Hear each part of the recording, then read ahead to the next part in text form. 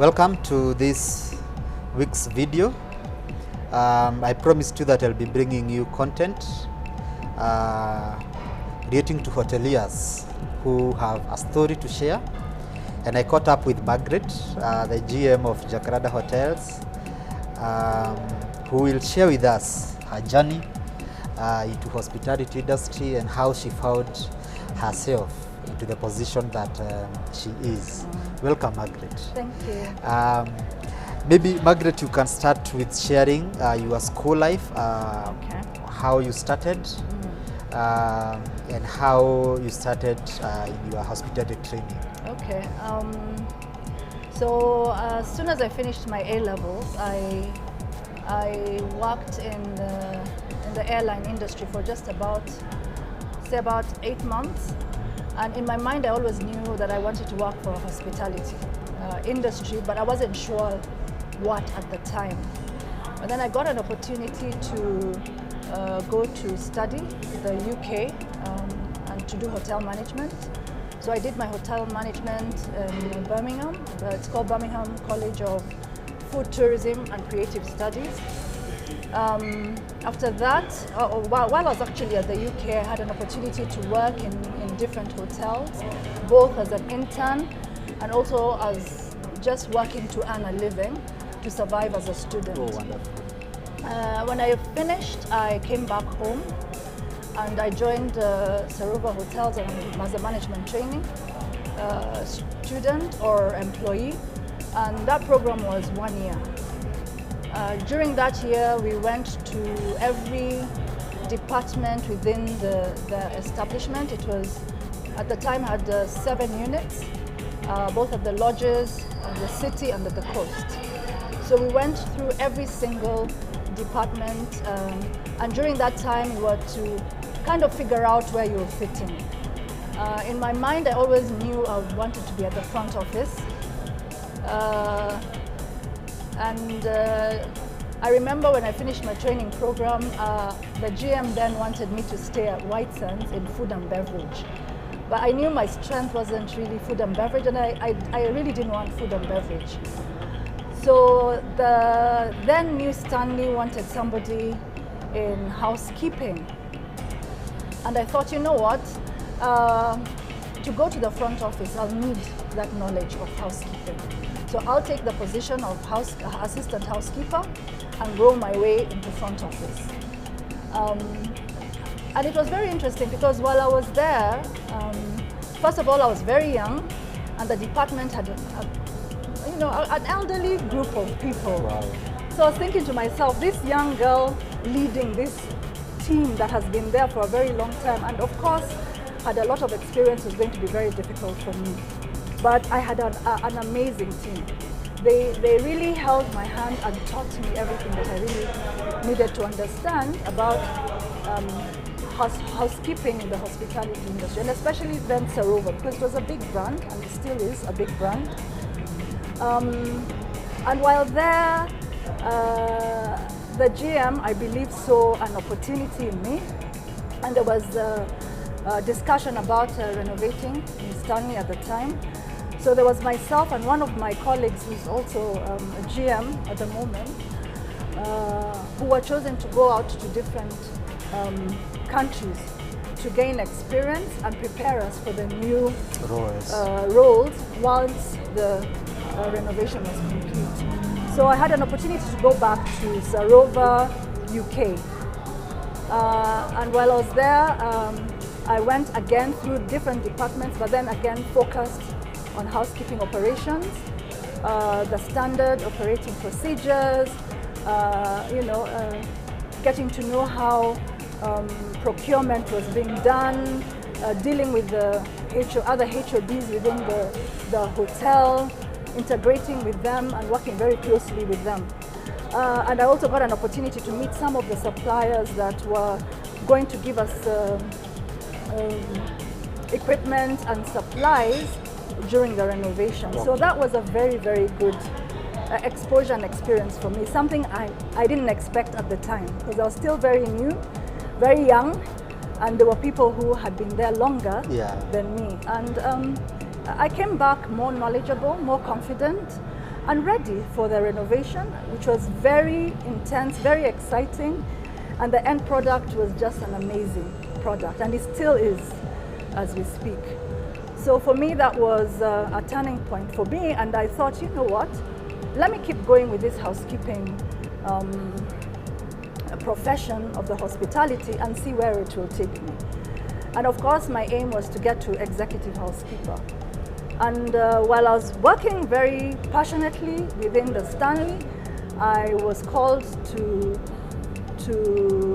Pan-African and asked if I wanted to take the position of executive housekeeper at Pan-African. And I said, wow, I do. Wow. Why not? Yeah, I want that challenge. And I remember at that time, a lot of my colleagues would say to me, why Margaret, why would you go to Pan-African? We've just renovated the Stanley. It's such a nice, beautiful product. Let's make things happen. But I wanted that challenge. Yeah. I wanted to run my own department, yeah, and to have a team that I could nurture and grow with. And again, that was very exciting. And again, you know, then the issue of renovation came up again, and I was like, oh gosh, this is exciting. We were to do 82 rooms at Pan-Afric. We did the lobby and the conference facilities at that time. And again, the experience I got from that, you know, just renovations and what it takes to get a product from the current position to an amazing space was very good for me. And again, I thought I did very well, and I was asked if I wanted to be the corporate housekeeper. Ooh. I said, oh wow, okay, that's a big one. So what does a corporate housekeeper do? You know, because it was a position that at the time didn't exist. And I was given my mandate, which was to go around the different hotels within the group and ensure that the standards were put in place and they were consistent throughout the group. So that when you're in one unit, it's not different in another, you know. So there's that consistency in every unit. That was a good challenge for me. I got to meet the other team members in the other units. I got to understand their challenges. We got to put in place the standard operating procedures that we had just launched. We did a lot of training, and I came back and I was thinking, okay, so what next?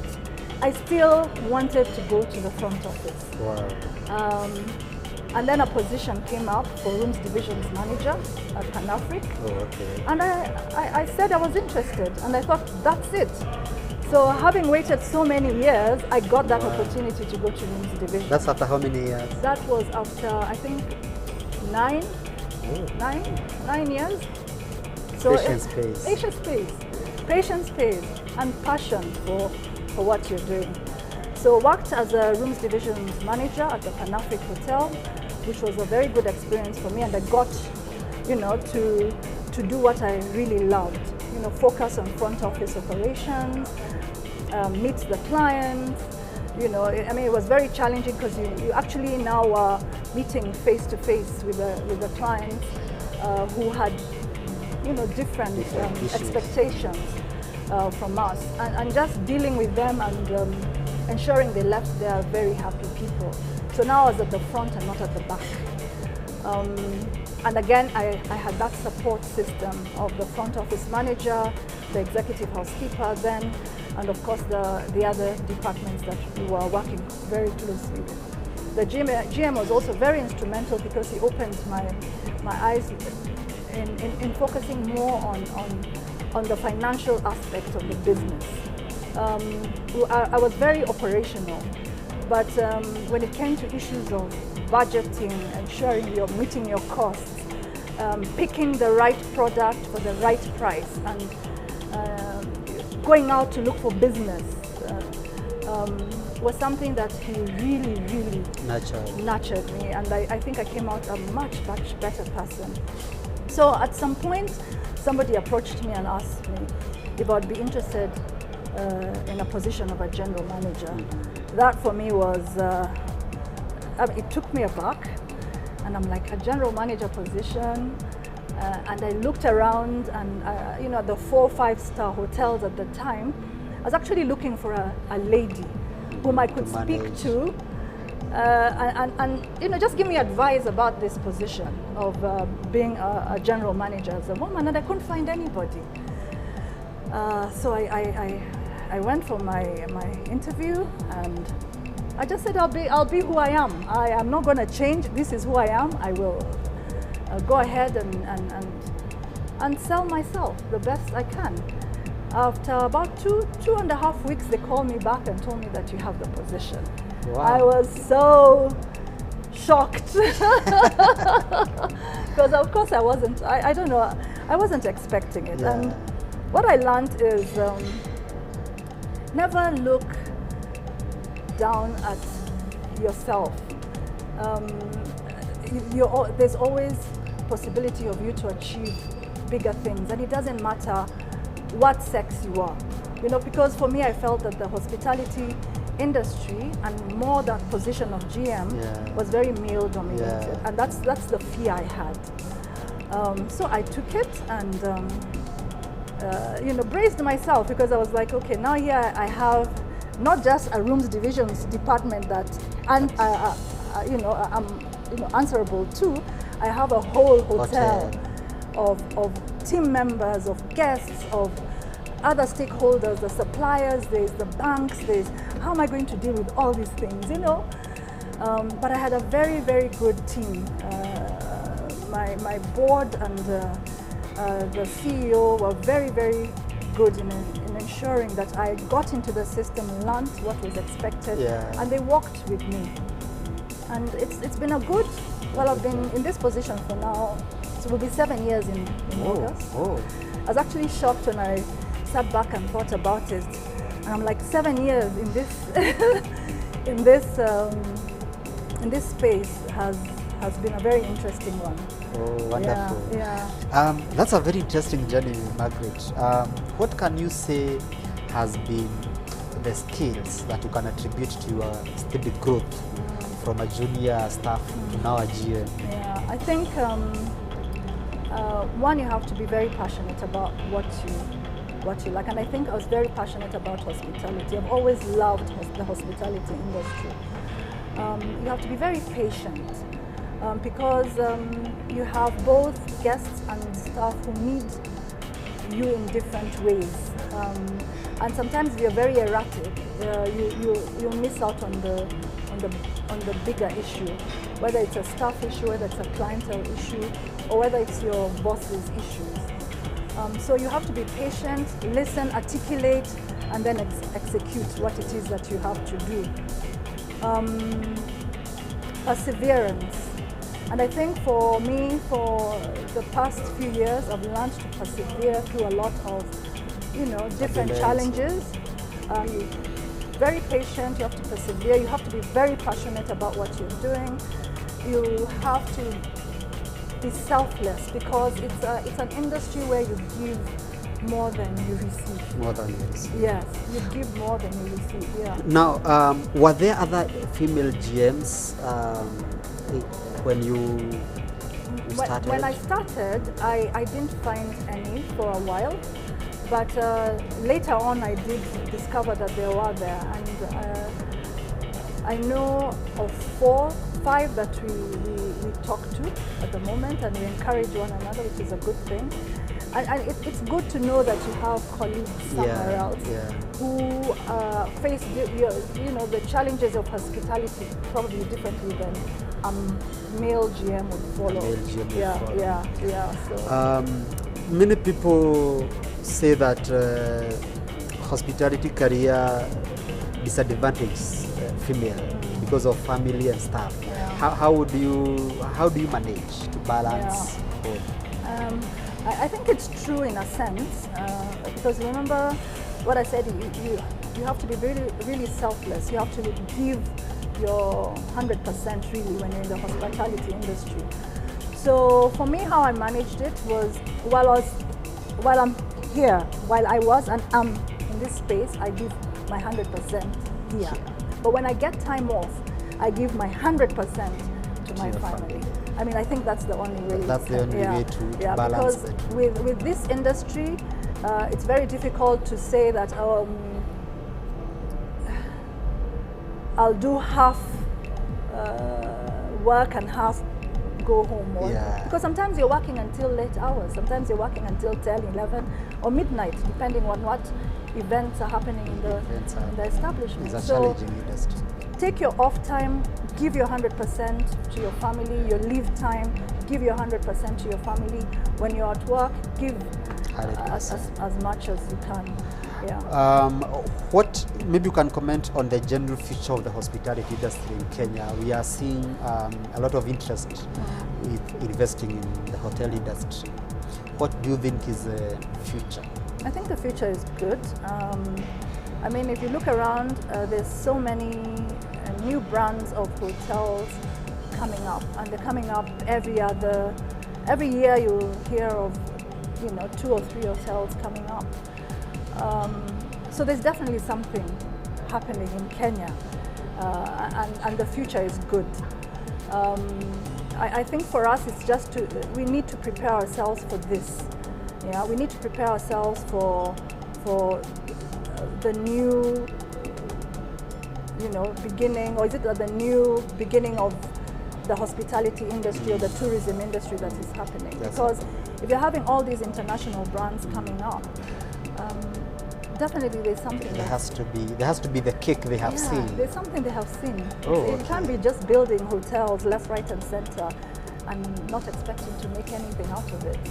Perfect. As we close, encourage that young girl who is starting hospitality training in whatever college, hotel school she is, and tell her what she needs to do to establish her career.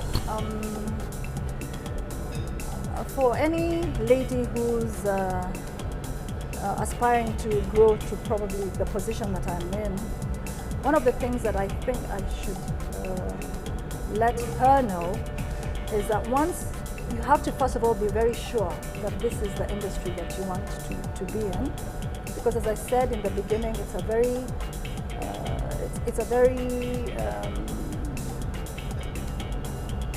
it takes up a lot of your time. You need to put your 100% in everything that you do. So passion for hospitality has to be there. It's not very easy. You'll do a lot of menial work. You will wipe, floors. You will make beds. You'll wash pots and pans. You will have guests shouting at you at the front desk. But you have to be very calm and know how to deal with all these kind of situations. And once you know that that is what you want to do, just focus. Focus on the goal and don't let too many issues distract what you're aiming for. Just focus on that goal and work towards that goal. And then get good mentors. Get people who will walk with you, who will give you the good advice. Reach out to people in the hospitality industry who have made it. Reach out to colleges and universities who are, who are giving you this knowledge, and the skills to grow, and you will succeed.